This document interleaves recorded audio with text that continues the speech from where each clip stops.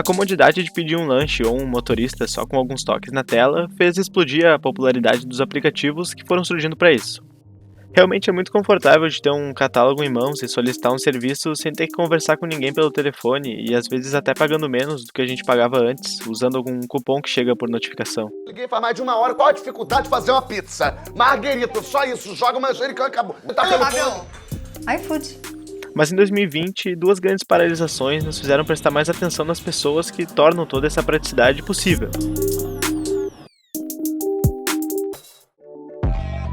Os entregadores têm 6 pautas principais, que no fim das contas se resumem a um pagamento justo e condições dignas de trabalho. R$ 6,3 km. Eu trabalho desde os meus 13 anos. E nem na comunidade, na pizzaria onde eu trabalhava, a gente ganha R$ 3 numa entrega. Isso é o cúmulo, é o cúmulo. Mas antes da gente falar de cada uma delas, a gente tem que primeiro entender o que é a precarização do trabalho, que também pode ser chamada de uberização.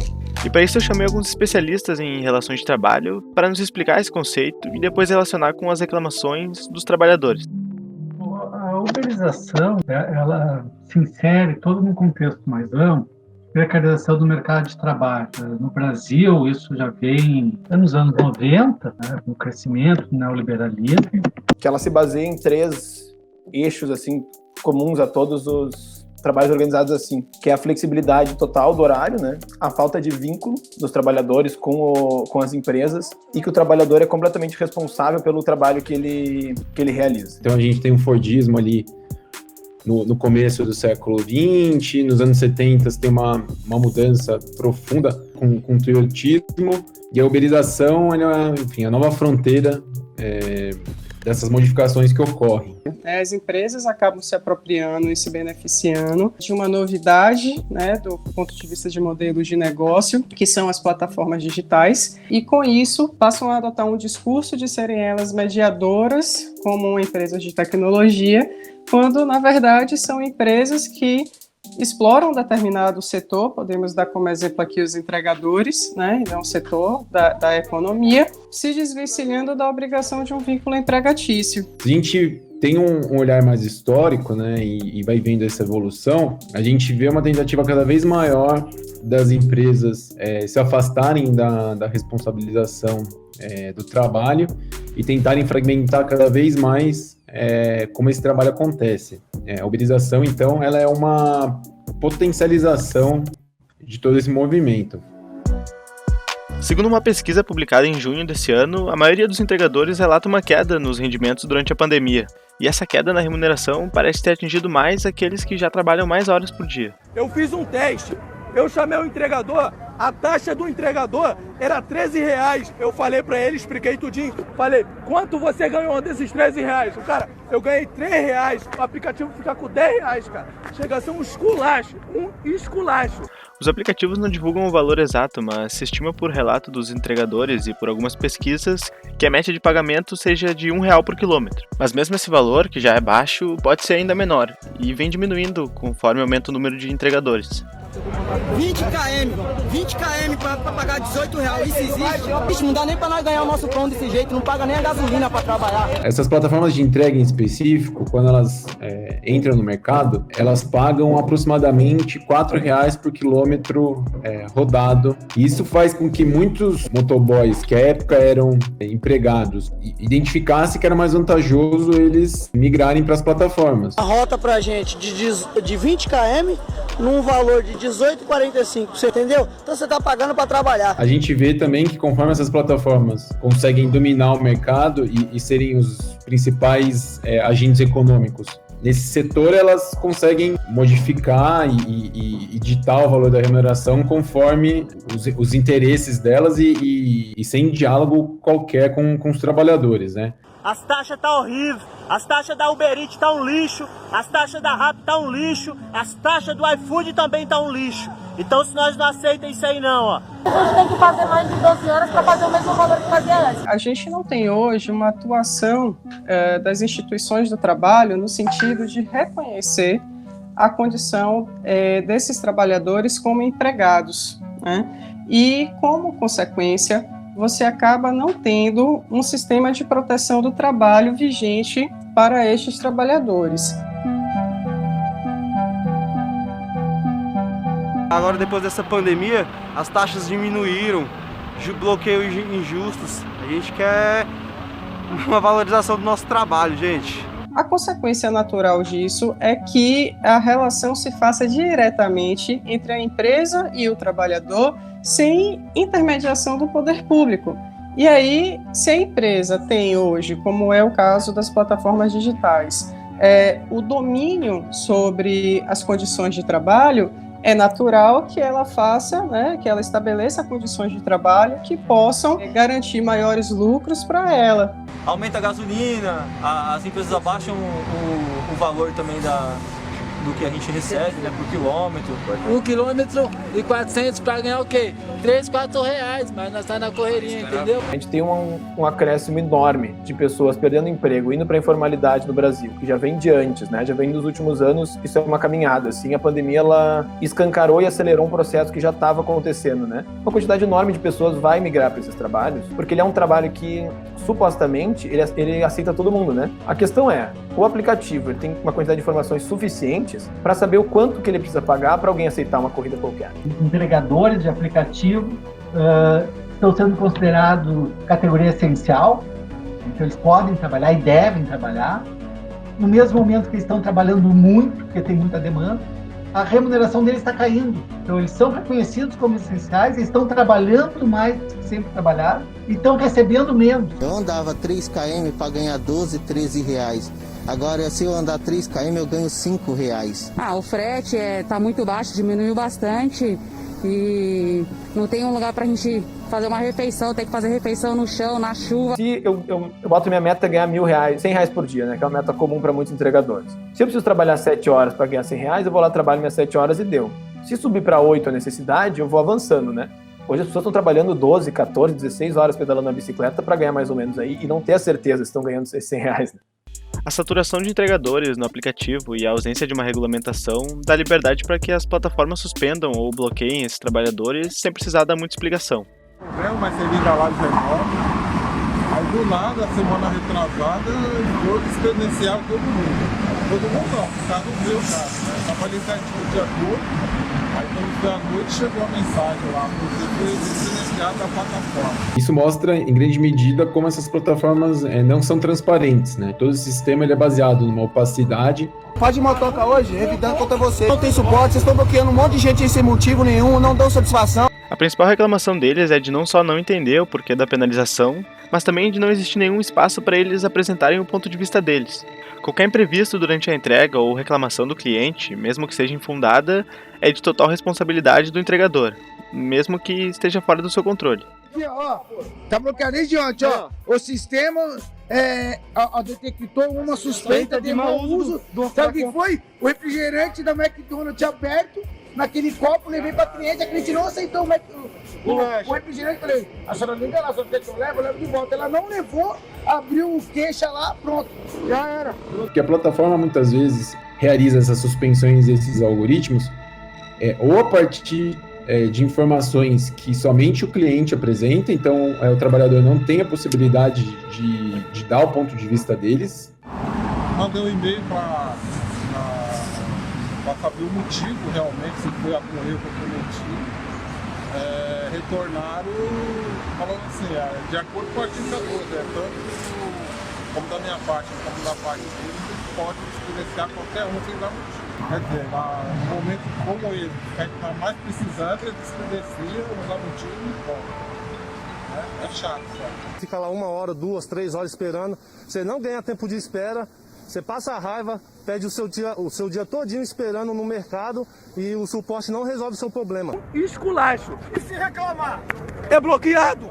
1 semana no máximo, eu vou estar bloqueado. A empresa, ela acaba se beneficiando do fato de haver um contingente muito significativo de pessoas sem perspectiva de mercado de trabalho, e ao mesmo tempo uma demanda muito significativa, porque o delivery por entrega por aplicativo, né, acabou se tornando a grande forma de dinamizar hoje a economia de alimentos no país, né? Então, dadas essas circunstâncias, imagine o poder de quem está com todo o instrumental sobre suas mãos, porque ela é a proprietária da tecnologia que dinamiza essas relações, né? E tem todo o aparato e condições de unilateralmente definir aquilo que lhe é conveniente. Eu mesmo, esses dias, eu fui entregar o lanche para um cliente que tinha Covid-19. Aí ele reclamou que não quis subir. Eu fiquei bloqueado por 2 dias.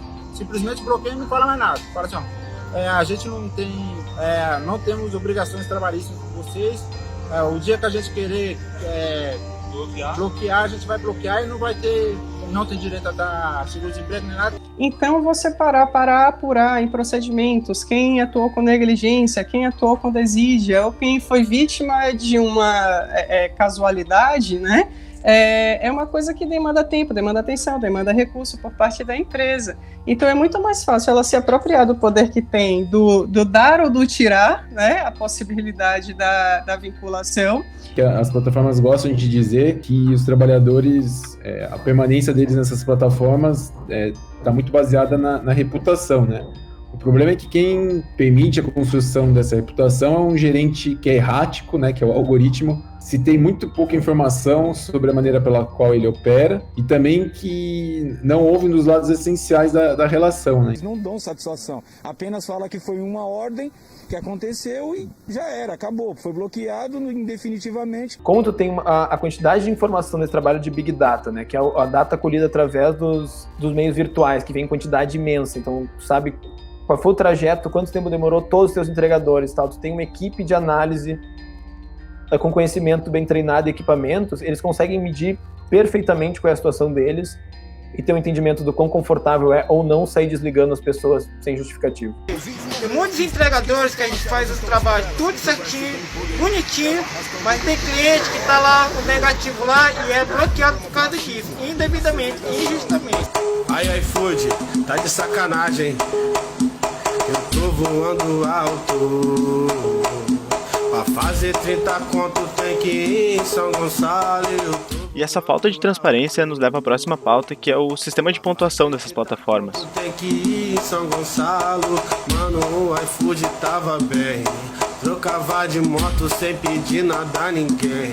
Além do seu funcionamento ser também um pouco obscuro, ele acaba impondo um ritmo de trabalho e acaba com o discurso de que o entregador de aplicativo é um autônomo. Tem família, quer dar uma atenção pra família em um sábado, em um domingo, quer ficar em casa pra dar uma atenção.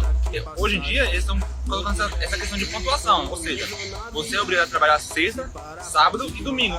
Se você não trabalhar sexta, sábado e domingo, você não faz pontuação para trabalhar no resto da semana. O aplicativo ele tem uma lógica bastante cruel, que é o seguinte, ele te pontua, parte dessa pontuação ela é bem visível, né? Tu aparece ali teus pontos, tuas estrelas, quantas entregas tu aceitou, tua taxa de aceitação de entregas, né? E outra, definitivamente ela é invisível, assim, né? Os aplicativos não têm compromisso nenhum de especificar ou de ter transparência nos algoritmos deles. Então, na prática, eles podem fazer como eles quiserem a questão, né? E se o entregador começa a negar pedidos, ele vai receber menos pedidos. Se ele não faz um número X de pedidos por semana, ele vai receber poucos pedidos. Esse tipo de controle é mais um indício de que os entregadores estão subordinados a um patrão. Nesse caso, ele pode não ser uma pessoa de carne e osso, como a gente está acostumado, mas o próprio algoritmo do aplicativo. Se eu pegar a legislação trabalhista hoje, muitos dos aspectos que caracterizam subordinação e, portanto, dão vínculo trabalhista, eles se encontram nessa relação entre a plataforma e os motoristas ou entregadores. É difícil você falar numa atividade autônoma ou no empreendedorismo quando você não define o preço do seu trabalho, quando você tem dificuldade de entender como que a distribuição do trabalho é feita, quando você recebe uma punição, seja uma suspensão, seja um bloqueio de acessar a plataforma e não tem muita informação porque isso acontece, seja porque você também recebe a atividade, mas você não sabe antes de fazer essa atividade o que você vai fazer. Então, toda a caracterização de como esse trabalho ele é feito, todo o desenho dele, ele tem bem poucos elementos de uma atividade que seja realmente autônoma ou empreendedora, né? A gente precisa de vocês, companheiros! Ninguém aqui é empreendedor de porra nenhuma!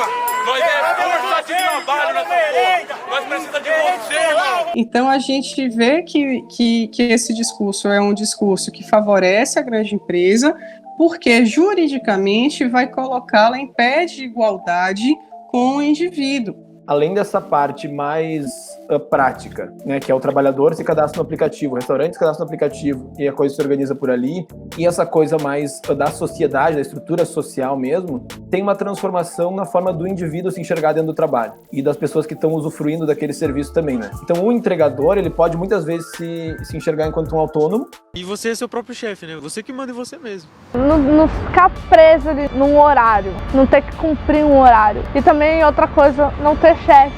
É a melhor coisa do mundo.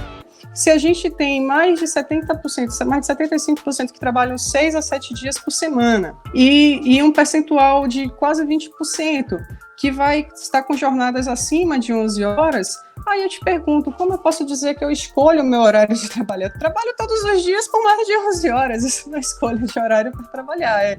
Ele conta que já dormiu na rua de madrugada para emendar um dia de trabalho no outro. Eu sentei num canto, que eu tava cansado, aí eu coloquei a mochila do lado, prendi a bicicleta, deixei as coisas que eram importantes guardadas tudo no bolso e dormi um pouco. Quantos quilômetros por dia você costuma pedalar?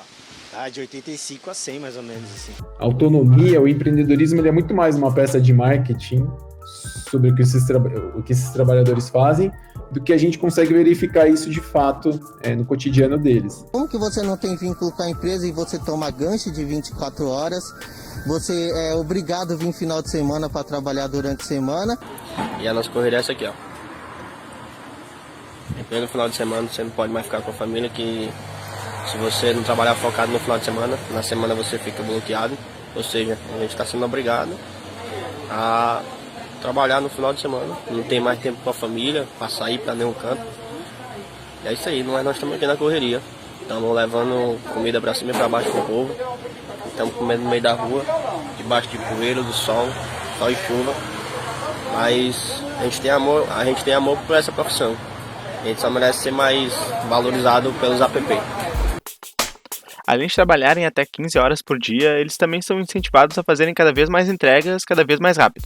E ao contrário dos ganhos, os riscos da entrega são assumidos totalmente pelos entregadores. Onde eu sofri um acidente uns dias atrás, quebrei o dedo. Eu faturo exposta, o suporte me deslocou, mandou outro pedido, eu fui relatar que eu não dava condições de trabalhar, me bloquearam, estou bloqueado até hoje. Todos os motoqueiros trabalhando sem álcool gel, sem máscara. Pegar o coronavírus é para nós ir para casa? Como que nós não vamos pegar se vocês não dão suporte pra gente? Aí entra aquela questão do que é autônomo, o que não é, né? É um falso autônomo porque o seguinte, a empresa ela diz que ela é só um meio. Então a Uber ela diz que ela é um aplicativo, ela não é uma empresa de transporte de pessoas e objetos, né? Então se ela é só um meio, ela vai dizer que ela não é responsável. Aí o que aconteceu? Começou a pandemia, as empresas não deram álcool gel, não deram máscara, não deram auxílio nenhum. Foi a primeira conquista, eu considero, dos entregadores. Essa pressão para que as empresas tivessem que dar esses itens, né? Mesmo a gente sabendo que muitas vezes foi feito de forma insuficiente, mas né, houve uma reivindicação que foi atendida, então acho que isso é importante a gente ressaltar. O entregador já está realizando aqui a obrigação dele, que é de estar circulando durante a pandemia, fazendo as entregas nos tempos exigidos, né, pelo contrato, pelos clientes, etc e tal. Então ele já está ali cumprindo as obrigações dele. O mínimo que a gente pode esperar é que ele tenha, por outro lado, né, os direitos que acompanham essas obrigações, que é o quê? Ser bem remunerado por isso, por exemplo. Poderia estar chegando com uma máscara e um álcool gel para estar fortalecendo os motocas, até mesmo dando uma capa de chuva de brinde aí para nós, entendeu? Porque meu pai na chuva, minha calça molhada aqui, eu tô molhada. Você acha que eu vou gastar 180, 150 na capa de chuva e deixar de abastecer minha casa? Eu me molho, pai. Me molho, nós corremos sustento. Os aplicativos não garantem alimentação pro motoboy que passa fome na rua. Você sabe o quanto é tortura um motoboy com fome tendo que carregar comida nas costas? E o logo deles nas costas, porque o que tem feito esses aplicativos crescer é o tanto de motoboy divulgando esses aplicativos por SP. E a gente não recebe por isso.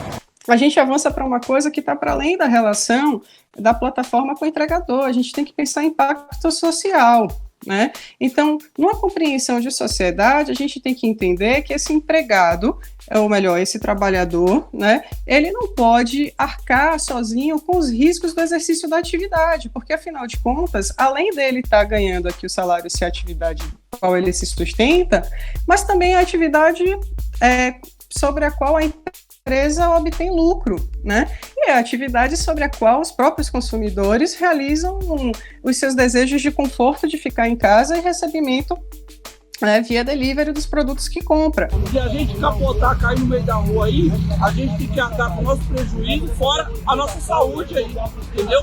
A gente tá correndo risco, a gente tá pegando esse coronavírus aí. Então, a gente tem que dividir os riscos também, né? Não é justo somente uma das partes arcar com esses riscos. As empresas querem se desvincular das entregas para não ter custos com alguns direitos dos entregadores, nem uma proteção básica contra o vírus. E nos termos de uso delas, elas deixam bem claro que não tem relação com as entregas, que estão só fazendo uma intermediação. Mas a história muda um pouco na hora de fazer propaganda do seu serviço. Nessa hora, as entregas e os entregadores ganham destaque. The R in the end means results. Last month we did 21.5 million deliveries, more than 300 million a year. Eu sou gigante, a energia que me move eu sou constante. A missão da Log é conectar o Brasil, entregando tudo para todo mundo em qualquer lugar. Claro que as empresas não teriam toda essa liberdade se a gente não tivesse numa crise com quase 13 milhões de desempregados e 38 milhões na informalidade, segundo o IBGE. A grande massa de gente sem trabalho explica por que os apps vêm tendo um aumento expressivo de cadastros. Os aplicativos eles ganham maior espaço justamente na crise, justamente explorando o desespero do trabalhador que está desempregado. Agora, para a construção de uma sociedade melhor, com mais empregos, é necessário que os empregos que existam sejam melhores, remunerem melhor, para ter um círculo virtuoso na sociedade.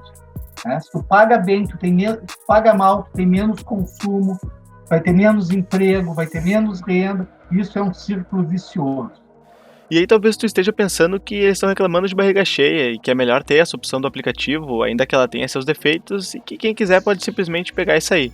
Mas a gente precisa entender por que essa forma de pensar é problemática. Primeiro que para a maioria dos entregadores o aplicativo é a principal fonte de renda. E segundo que se a gente for pensar assim, a gente vai abrir todo tipo de precedente para exploração.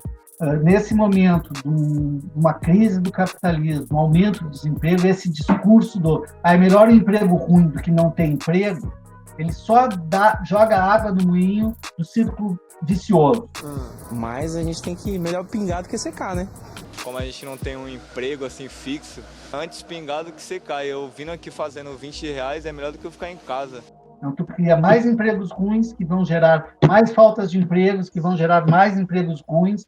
Esses aplicativos eles são oportunistas, eles chegam em países de terceiro mundo, onde a taxa de desemprego é absurda, e lançam isso como uma oportunidade de renda extra, sabendo que as pessoas precisam disso como a renda principal. Não sou eu o único motoboy que tem os aplicativos como renda principal, são vários e várias pessoas que estão assim nessa situação nesse momento. A gente vive num momento do país em que a gente gosta muito de falsas dicotomias, né? Então, a gente vai salvar vidas ou vai salvar a economia, né? Por que a gente tem que fazer esse tipo de escolha? Será que o que está em jogo é isso mesmo? A gente tem que deixar os trabalhadores desempregados ou dar um trabalho precário para eles? A regulação do trabalho serve para que as pessoas possam desempenhar suas atividades com o mínimo de dignidade. Você fica não é porque quer, você fica porque você precisa, né? Eu acho que qualquer um de nós aqui, se pudesse ser milionário, tá numa grande lancha, em uma praia reservada e só ganhando dinheiro, ia preferir fazer isso. Então você não vai trabalhar num aplicativo porque você quer, você vai trabalhar num aplicativo em qualquer outro tipo de trabalho, porque esse é um modo de você obter sobrevivência, né? Como que nós vamos sustentar nossa família ganhando R$2? Me diz aí, rápido, como que nós vamos ganhar R$2 em entrega? Não tem como, né, rápido? E o próprio direito do trabalho tem uma série de contratos que estão previstos na legislação que não são apenas aqueles de 8 horas diárias, 44 horas semanais. Existem outras formas contratuais que permitiriam com que esses trabalhadores tivessem jornadas diferenciadas. O que acaba acontecendo na prática com essas reivindicações agora é esse entendimento mais amplo do tipo assim, peraí, a gente na prática, a gente é funcionário dessas empresas, né? Elas estão ganhando uma porcentagem em cima do nosso trabalho, elas estão com exploração maior do que o convencional, porque é um tipo de trabalho onde tu tem que colocar tuas próprias ferramentas e cuidar da manutenção delas, né? Eu acho que não teria problema ser pela CLT, tá? E não teria problema ser por outra forma, desde que desse proteção aos trabalhadores, né, e evitasse a superexploração. E a questão da liberdade de escolher em que momento trabalhar e tudo mais, Isso é uma decisão da empresa. A empresa pode simplesmente dizer que quer que cada trabalhador tenha uma carga horária X e deixar isso para os próprios trabalhadores determinarem. Motoboy é ser humano, mano. Tem sonho, igual todos os outros profissionais, policial, médico. A gente tem sonho, a gente chora, tem família. A gente não é só entregador de comida. Você vai ter uma redução do lucro? Vai ter uma redução do lucro, porque o pacto social é isso. Mas não tenha dúvida que a parcela maior do bolo continuará com as empresas. A sociedade não pode admitir que uma empresa só seja viável se superexplorar o trabalho.